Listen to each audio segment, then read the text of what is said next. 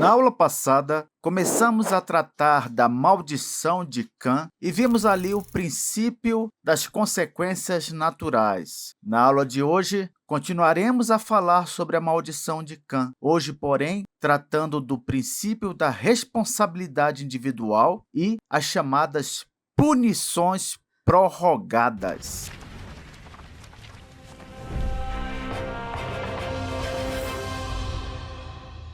Vamos falar primeiramente do princípio da responsabilidade individual. Lá em Ezequiel 18, o capítulo todo praticamente trata disso. Mas qual é o contexto ali? Israel estava no exílio babilônico e culpava a geração anterior, os antepassados, pela catástrofe. Era como se eles dissessem assim: por causa de nossos antepassados, nós estamos passando por esse exílio na Babilônia. E aí, diante disso, acabou se estabelecendo um provérbio popular, que está lá em Ezequiel 18, versículo 2. O que diz esse provérbio? Os pais comeram uvas verdes e os dentes dos filhos se embotaram. Em outras palavras, os pais comeram uvas verdes e os dentes dos filhos é que ficaram ásperos, é que ficaram com mau gosto, é que foram afetados. Isso para retratar que, no final das contas, os pais fazem uma coisa e os filhos que pagam por elas. Qual é a resposta de Deus lá em Ezequiel 18? Ele diz assim, no versículo 4: Eis que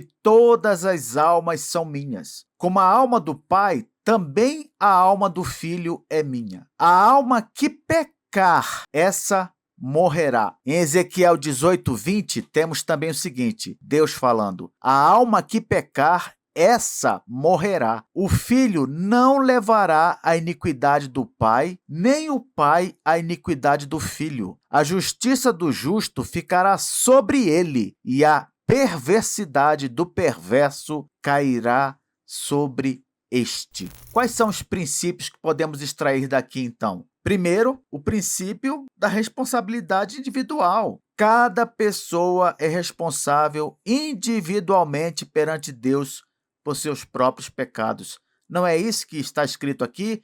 A alma que pecar, essa morrerá. Por que isso? Porque Deus julga indivíduos, não automaticamente grupos ou coletivos, não, indivíduos. Aprendemos também aqui em Ezequiel 18 que não há transferência de culpa. Deus não condena filhos pela culpa moral de seus pais. Não, o texto é claro. O filho não levará a iniquidade do pai. É uma negação explícita da transferência de culpa moral. Nós vemos também aqui que existe uma quebra de ciclos. Arrependimento de pecados e obediência sempre vão quebrar padrões de pecado transgeracional. Isto é, pecado entre gerações. Se o filho não segue pelo caminho do pecado do pai, é óbvio que ele não vai sofrer punição por pecado semelhante. Agora, como aprendemos na aula passada, quando estudamos sobre o princípio das consequências naturais, se o filho segue repetindo os pecados de seus pais, é claro que ele vai ser punido. Deus visita a iniquidade dos pais que se repete nos filhos. Não foi isso que vimos na aula passada? Veja aqui que caso interessante em Ezequiel 18, sobre o filho justo de pai ímpio. Ezequiel 18, versículos 14 a 18, esse trecho mostra um filho justo de pai ímpio que não segue os caminhos paternos. O que acontece com esse filho? Ele vive. Olha só, eis que, se ele gerar um filho que veja todos os pecados que seu pai fez e, vendo-os, não cometer coisas semelhantes, por exemplo, não comer carne sacrificada nos altos, não levantar os olhos para os ídolos da casa de Israel e não contaminar a mulher de seu próximo, não oprimir a ninguém, não retiver o penhor, não roubar, der o seu pão ao faminto, cobrir ao nu com vestes, desviar do pobre a mão, não receber usura e juros, fizer os meus juízos e andar nos meus estatutos, o tal não morrerá pela iniquidade de seu pai, certamente viverá. Quanto a seu pai, porque praticou extorsão, roubou os bens do próximo e fez o que não era bom no meio de seu povo, eis que ele morrerá por causa de sua iniquidade. Isso indica o quê? Que o arrependimento e obediência quebram ciclos, como eu acabei de falar. O que esse texto de Ezequiel quer nos ensinar, meu irmão, minha irmã, é, primeiro, que devemos refutar, discordar da ideia de fatalismo. Como assim? Aquela ideia, estamos condenados por culpa de nossos pais, nada podemos fazer, é algo automático e invencível. Não, o texto não diz isso. Se seguirmos por um caminho diferente do caminho de nossos pais, é claro que não sofreremos punição por pecados semelhantes. Outra coisa, o texto também nos chama à responsabilidade pessoal, porque a ênfase é muito forte na ideia de que cada um deve prestar contas por si mesmo. Por fim, o texto nos conclama a proclamar esperança de mudança. Isso porque filho de ímpio pode sim ser justo. Ah, fulano é filho de cicrano que não valia nada. Isso não quer dizer que ele vai ser igual ao pai dele, não. A ideia tão popular de que filho de peixe, peixinho é, na vida prática, nem sempre é uma verdade. Principalmente se levarmos em conta que Deus transforma o homem. O Espírito Santo regenera pessoas. Como é que um crente pode defender uma espécie de condenação hereditária? Uma outra coisa também que queremos tratar nesta aula é sobre a chamada punição diferida ou punição adiada, prorrogada, retardada. O que é isso, professor? É quando Deus deixa de trazer a punição sobre o pecado de alguém na época dessa pessoa. Imagine, por exemplo, que eu cometi um pecado e Deus, em vez de trazer a punição do meu pecado nos meus dias, ele traz a punição do meu pecado em dias futuros. Mas a punição continua sendo pelos meus pecados, não pelos pecados de meus filhos. Não. Veja só um exemplo. O exemplo de Acabe, o rei Acabe, e Jezabel, sua mulher, lá em 1 Reis 21, versículos 20 a 29.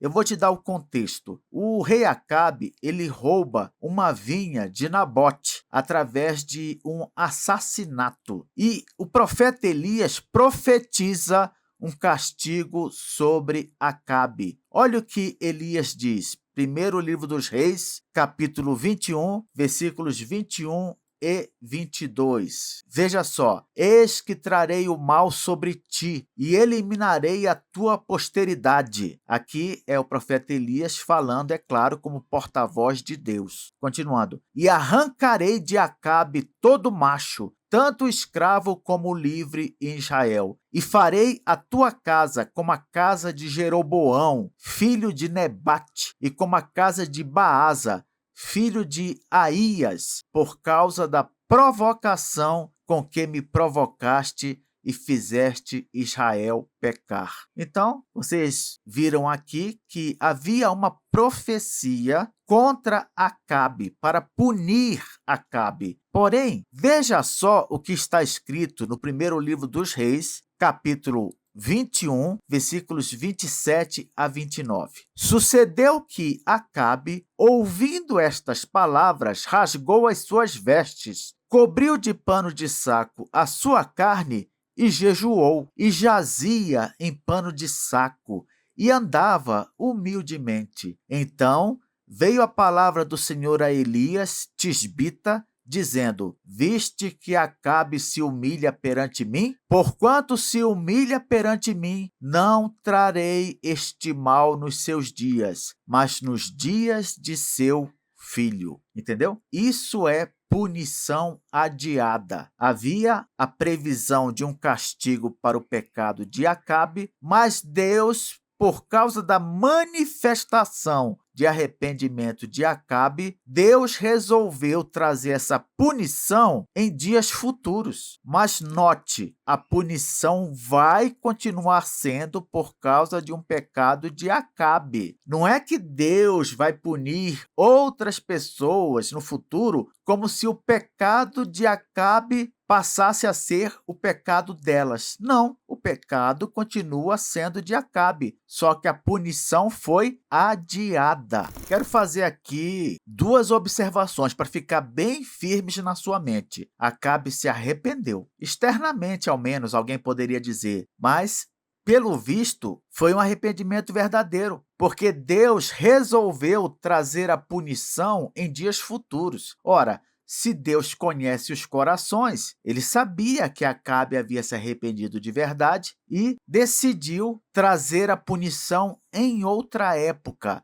Ele não quis que Acabe pessoalmente sofresse o castigo pelo que fez. Isso é, meu irmão, minha irmã, juízo diferido, juízo adiado, postergado. Deus resolveu trazer o castigo para os dias de Acasias, para os dias de Jorão. Isso é uma punição adiada, não é uma punição cancelada, não. Precisa ficar claro, a punição não foi cancelada, ela foi adiada. Embora outras pessoas viessem a sofrer as consequências dessa punição, o culpado por ela continuava sendo Acabe, não seus filhos. O mesmo acontece com o rei Manassés. Veja só, no segundo livro dos Reis, capítulo 21, versículos 10 a 15, nós temos o juízo anunciado. O que diz esse texto? Então o Senhor falou por intermédio dos seus servos, os profetas, dizendo: porquanto Manassés, rei de Judá, fez estas abominações, por isso, assim diz o Senhor, Deus de Israel: eis que hei de trazer tal mal sobre Jerusalém e Judá, que qualquer que o ouvir lhe ficarão retinindo ambos os ouvidos. Aí você vai até o livro de 2 Crônicas, capítulo 33, versículos 12 e 13, e lê o seguinte: ele, angustiado, ele quem? Manassés. Suplicou deveras ao Senhor seu Deus e se humilhou muito perante o Deus de seus pais. Fez-lhe orações e Deus se tornou favorável para com ele. Atendeu-lhe as súplicas e o fez voltar a Jerusalém, ao seu reino. Resultado, Manassés foi restaurado pessoalmente, mas, e aí é um detalhe fundamental, o juízo sobre Judá, no caso o exílio babilônico, não foi revogado. Professor, mas o que eu não estou entendendo é o seguinte: se a punição ainda era devida ao erro de Manassés, na prática, outras pessoas acabaram punidas. Isso não é injusto? O que você tem que entender é o seguinte: primeiro, não há um justo sequer. Todos pecam e merecem punição por isso. Aqueles que não são eleitos podem ser punidos em qualquer momento e em qualquer época. Afinal de contas, para esses está reservado a perdição eterna. Ora, se eles serão punidos eternamente, quanto mais temporalmente, Deus pode puni-los a hora que quiser. Por isso, ainda que o castigo seja devido à culpa de Manassés, para Deus não há problema nenhum em que o ímpio seja punido, qualquer que seja o momento, entende? Já no caso do eleito, sim, ele é punido também, mas nós sabemos que no caso dos eleitos, Deus usa as adversidades para aperfeiçoá-lo, para ensinar alguma coisa a ele, para torná-lo um crente melhor. Isso quer dizer que, no fim das contas, Deus sabe o que faz. Se ele resolve trazer a punição ao pecado de alguém para outra época, não há problema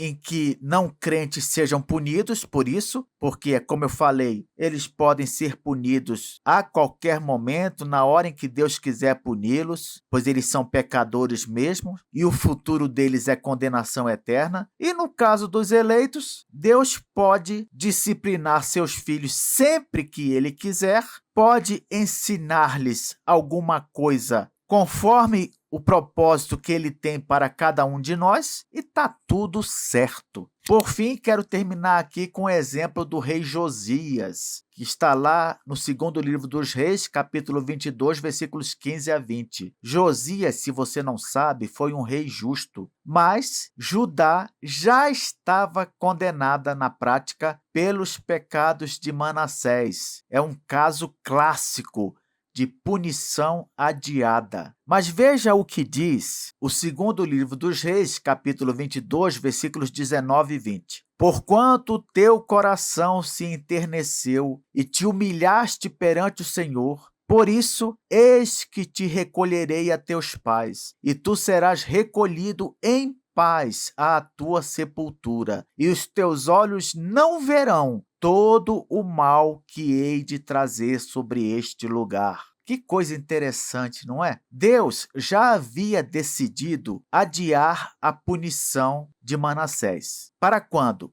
Para o reinado de Josias. E aqui nós temos que essa punição foi adiada para mais adiante. Por quê? Porque Deus não quis que Josias visse o castigo de Manassés sobre o povo de Judá. Judá, no caso, não foi poupada. Por quê? Porque Deus queria ensinar alguma coisa à nação, como eu acabei de falar. Porém, visto que o Senhor não queria que Josias sofresse as consequências do pecado de Manassés junto com Judá, então Deus recolheu Josias antes. Deus o trouxe para si por meio da morte física. Isso mesmo, Josias foi poupado por Deus e morreu antes do exílio babilônico. Na próxima aula, continuaremos a falar sobre a maldição de Cã, abordando outro aspecto dessa maldição.